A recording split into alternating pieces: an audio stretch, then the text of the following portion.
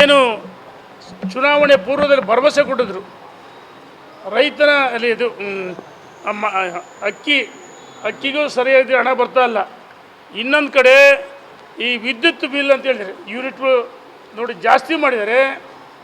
ಎಲ್ಲ ಒಂದು ಕಡೆ ಈ ಸರ್ಕಾರ ಸಾಮಾನ್ಯ ಜನರ ಮೇಲೆ ಬರೆ ಎಳಿತದೆ. ಬೇರೆ ರಾಜ್ಯಗಳಲ್ಲಿ ಈ ಸ್ಮಾರ್ಟ್ ಇದು ಮೀಟ್ರ್ ಅಳವಡಿಸ್ಬೇಕಂತೇಳಿ ಸ್ಮಾರ್ಟ್ ಮೀಟ್ರ್ 900 ರೂಪಾಯಿ ದರ ಬೇರೆ ರಾಜ್ಯಗಳಲ್ಲಿದೆ. ನಮ್ಮ ರಾಜ್ಯದಲ್ಲಿ 8,400 ರೂಪಾಯಿನ ನಿಗದಿ ಮಾಡಿದ್ದಾರೆ. 15,500 ಕೋಟಿ ಸ್ಕ್ಯಾಮ್ ಆಗಿದೆ. ಇದರಿಂದ ಯಾರಿದ್ದಾರೆ, ಯಾರು ಗುತ್ತಿಗೆದಾರರು ತನಿಖೆ ಮಾಡಬೇಕು. ಕ್ರಿಮಿನಲ್ ಕೇಸ್ ಆಗಬೇಕು ಗುತ್ತಿಗೆದಾರರ ಮೇಲೆ.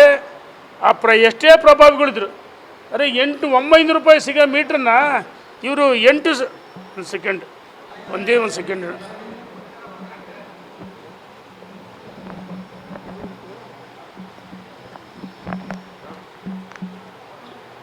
ಏನು 15,000 ಕೋಟಿ ಹಗರಣ ಆಗಿದೆ. ಸ್ಮಾರ್ಟ್ ಮೀಟ್ರ್ ಅಳವಡಿಕೆ ಕೇವಲ 900 ರೂಪಾಯಿ ಪಾವತಿಸ್ಬೇಕು. ಆದರೆ 8,510 ದರ ನಿಗದಿ ಮಾಡಿದೆ. ಅಂದರೆ ಹಗಲ್ದೊರಡೆ ಅಲ್ಲದೆ ಬೇರೇನಿದೆ, ಹಗಲ್ದೊರಡೆ ಮಾಡ್ತಿದ್ದಾರೆ. ಈ ಸರ್ಕಾರ ಜನ ವಿರೋಧಿ ಸರ್ಕಾರ, ರೈತ ವಿರೋಧಿ ಸರ್ಕಾರ. ಧರ್ಮದ ಆಧಾರ ಮೇಲೆ ರಾಜಕಾರಣ ಮಾಡ್ತಾರೆ, ವೋಟ್ ಬ್ಯಾಂಕ್ ರಾಜಕಾರಣ ಮಾಡ್ತಾರೆ. ಇವತ್ತೇನು ಅಲ್ಪಸಂಖ್ಯಾತರಿಗೆ 4% ಮೀಸಲಿಟ್ಟಿದ್ದಾರೆ. ನಾವು ಮುಂದೆ ಅಧಿಕಾರಕ್ಕೆ ಭಾರತೀಯ ಜನತಾ ಪಾರ್ಟಿ ರಾಜ್ಯದಲ್ಲಿ ಅಧಿಕಾರಕ್ಕೆ ಬಂದೇ ಬರ್ತೀವಿ. ಈ ಗುತ್ತಿಗೆ 4% ಮೀಸಲಿಡಿದ್ರೆ ಅದು ರದ್ದು ಮಾಡ್ತೀವಿ ಅಂತ ಹೇಳಿ ಇಚ್ಛೆ ಪಡ್ತೀವಿ. ಸಿಡಿ ಫ್ಯಾಕ್ಟ್ರಿ ಮಾಲೀಕ ಯಾರು ಸರ್ ರಾಜ್ಯದಲ್ಲಿ? ಅಣ್ಣ ಏನಾಗಿದೆ, ಕರಿಮಣಿ ನಾಯಕ ಮಾಲೀಕ ಯಾರು ಅಂತ ಆಗ್ಬಿಡ್ತು. ಮುಂದಿನ ಈ CD ಇರ್ಬೋದು, ಮುಖ್ಯಮಂತ್ರಿ ಇರ್ಬೋದು. CDಗೂ ಅದೇ ಆಗಿದೆ, ಮುಖ್ಯಮಂತ್ರಿಗಳು ಆಗಿದ್ದಾರೆ. ಜನರ ಗೊಂದಲದಲ್ಲಿ ಕುರ್ಚಿಗೋಸ್ಕರ ಕಚ್ಚಾಡಿ ಕುಡಿಯೋ ನೀರಿಗೆ ಆಕಾರ ಆಗ್ತದೆ, ಕುಡಿಯುವ ನೀರಿಗೆ ಆಕಾರ ಆಗ್ತದೆ. ಒಂದು ಕಡೆ ಬ್ರಹ್ಮಾಂಡ ಭ್ರಷ್ಟಾಚಾರ, ಇನ್ನೊಂದು ಕಡೆ ಸರ್ಕಾರ ಟೇಕಪ್ ಆಗಿಲ್ಲ. ಅಲ್ಪಸಂಖ್ಯಾತರು ಓಲೈಕೆ 4%.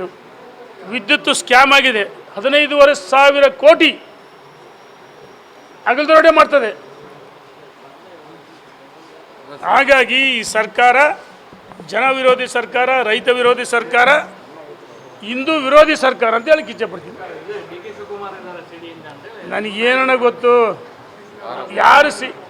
ಯಾರು ಹನಿ ಟ್ರ್ಯಾಪ್ ಆಗಿದ್ರು ಅವ್ರು ಹೇಳ್ಬೇಕು, ನಾನು ಹೆಂಗೆ ಹೇಳಕ್ಕೆ ಬರ್ತು? ಒಂದು ನಿಮಿಷ, ನನಗೆ ಆಯ್ತಣ್ಣ, ದೂರ ಕೊಡೋದು ಹೋಗಿ ಅವ್ರ ಮೇಲೆ ಹೆಸರಿದ್ರೆ ನಾನೇ ಬೇಡ ಅಂತೀವ. ನನಗಂತೂ ಮಾಹಿತಿ ಇಲ್ಲ ಇದರಿಂದ ಯಾರದರೆ ಏನು.